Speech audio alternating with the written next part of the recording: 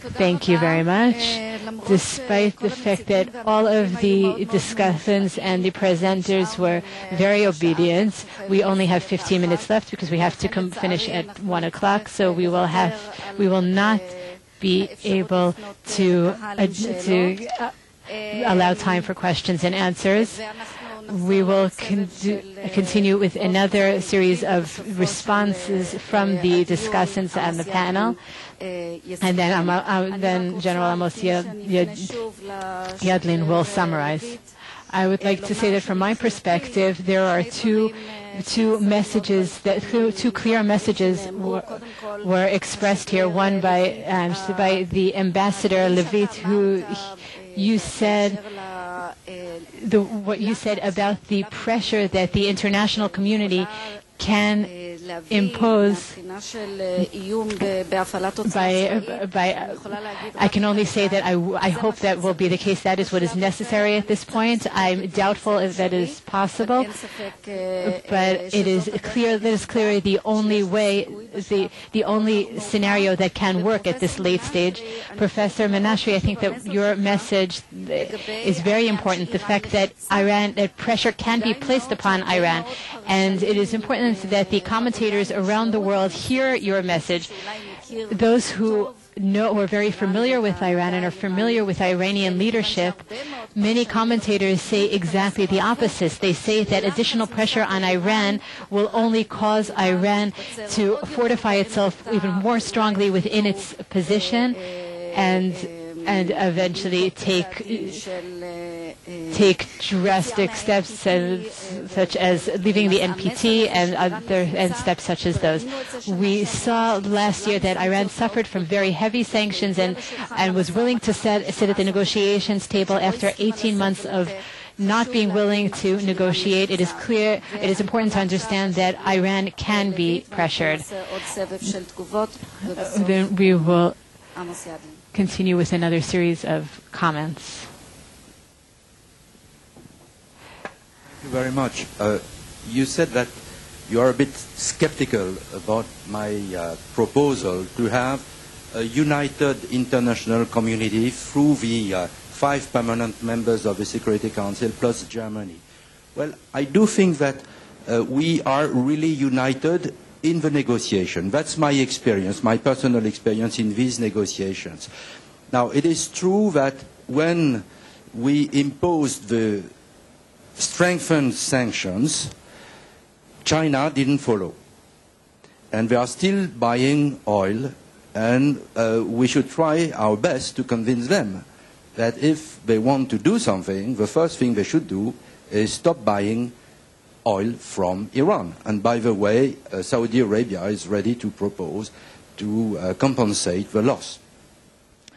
But I do think that if we come close to the moment of decision, and it is clear that the last hope to prevent military strikes, either by Israel or by the United States, is a joint effort by the negotiators, by the 5 permanent members of the Security Council and Germany, then it is worth trying. And my hope is that when President Obama will meet President Putin probably mid-June, they will focus on this issue, because it's the #1 threat to global peace.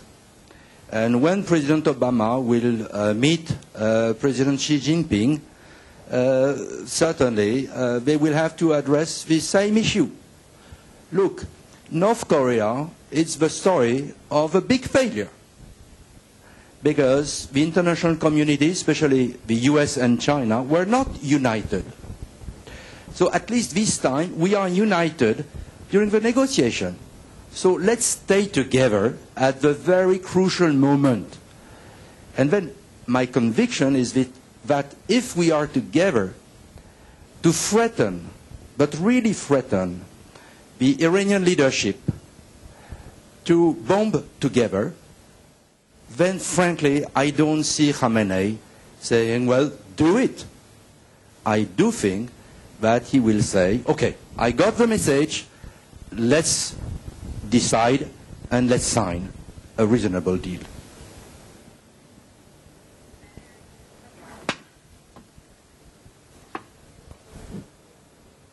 In general, I agree with Ambassador Levitte about the fact that we are more united than divided on this issue, and but there is a serious gap in threat perceptions.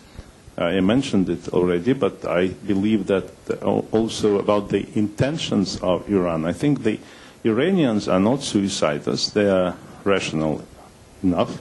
And as far as I know their threat perceptions, they believe that the main threat is coming for them from the neighboring Arab states. And it's also not a secret that some of these states are in favor of military option much more decisively than some European countries and ourselves. So we would like to prevent military strike and to find solution through diplomatic means. But some neighbors of Iran would be satisfied if there is a military option, a military solution to this crisis.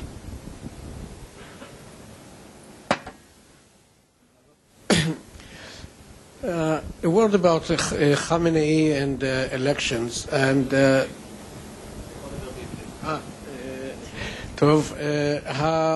אני מסכים עם השגריר לויט שגם חמינאי can also be convinced to change his mind.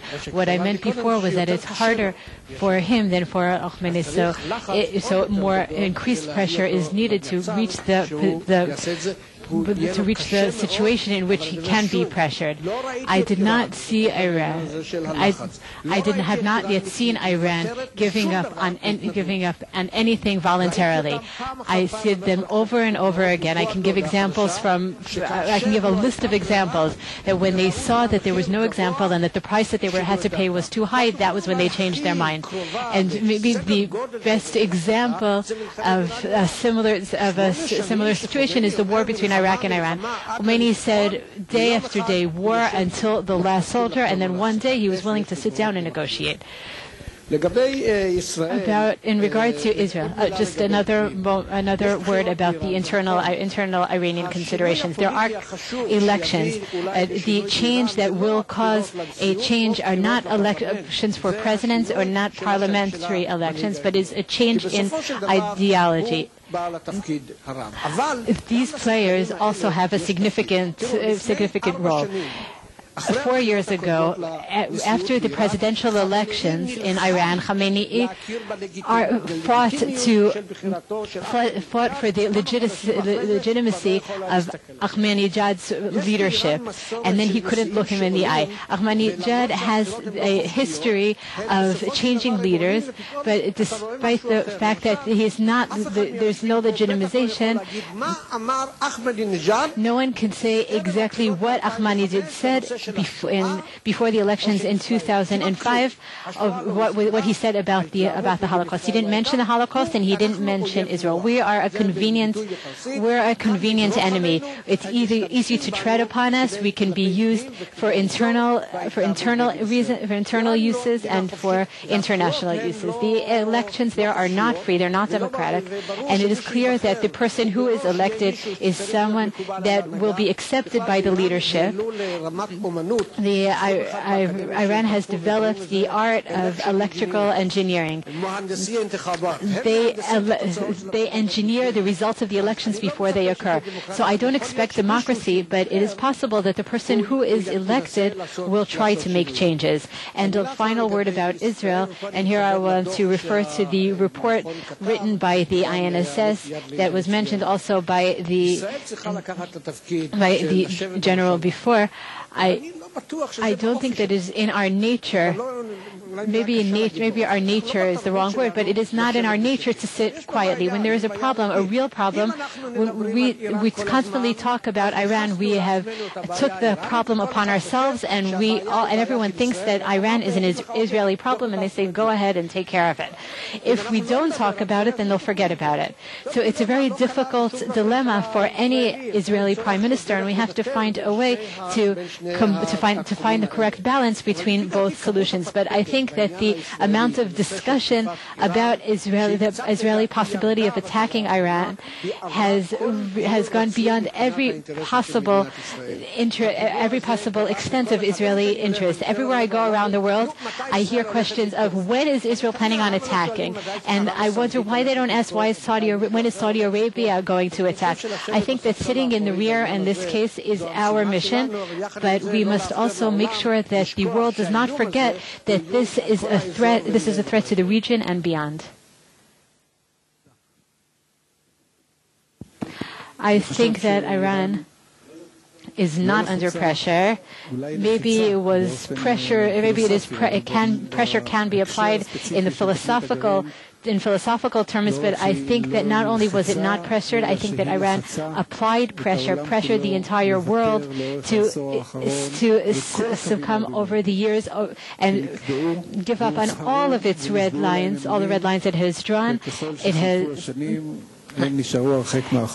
Amos can talk about, can go into great length about their developments over the years despite international pressure. And it is not easy to feel alone. It is always nice to allow others to do our work for you, but it doesn't appear that anyone's going to do the job for us. The theory that says that Russia and China will join the West in a military attack, I wish that were the case, but I don't think that there is any basis for that claim based on dialogue with international leaders over the past years. They don't even consider taking this part in an initiative of these sorts. And there is the United States that we trust, and we believe in our unique relationship with them, but it is not clear that we see the threat in the same way that they do. They lived under a threat of 1,500 nuclear bombs that were much more demanding, much more critical, much more threatening than those in Iran, and they have a very different perspective. I know that they have all of the best intentions, but we have to consider the possibility that we will be left alone.